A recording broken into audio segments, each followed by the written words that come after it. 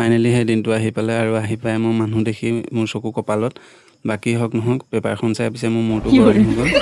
ব'লক তেনে আজি ভিডিঅ'টো আৰম্ভ কৰোঁ। প্ৰথমবাৰ আচলতে আজি মোৰ এক্সাম এটা আছিলে, সেয়েহে টাউনলৈ আহিলোঁ প্ৰথমে।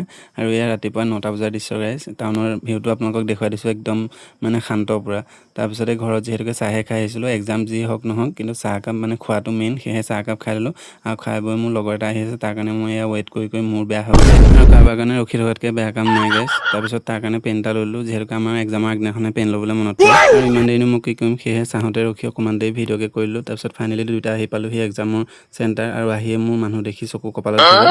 আৰু ফাইনেলি এক্সাম দি আহিলোঁ, গৰমে অৱস্থা বেয়া কৰি দিছে। 2টাই আহি ফূৰ্তি এটা খাই ল'লোঁ। তাৰপিছত এয়া আহি মাংস ল'লোহি, মানে ব্ৰইলাৰ লৈছোঁ সেয়ে মই, আৰু লৈ পেলাই এয়া আমি 2টা লগৰটো ৰুমত আহিলোঁ। এক্সাম কি হয় নাজানো, খানা এটাকে হৈ যায় নে কি কয়। তাৰপিছত পেপাৰখন দেখি মোৰ চকু কপালত উঠিলে, মানে এক্সাম কেনেকুৱা হৈছে গম পাইছে চাগে। তাৰপিছত এয়া লগৰটোৱে খানা বনাই দিলে ধুনীয়াকৈ, আটাইকেইটাই খালোঁ। পিছে নিজেতো পেটটো ভৰালে নহ'ব, লগৰটো গাড়ীখনত তেল এদাই হ'ল, সেইকাৰণে সি তেল ভৰাই দিলে। তাৰপিছত আকৌ টাউন আহিলোঁ, আহিয়ে পিছে আইচক্ৰীম দেখি খাবলৈ মন গ'ল, লগৰটোৱে আইচক্ৰীম কিনিলে, আমি আটাইকেইটাই এটা এটাকৈ খাই ল'লোঁ। আৰু এই গৰমত আইচক্ৰীম খাইতো কেনেকুৱা মজা লাগিছে জানে।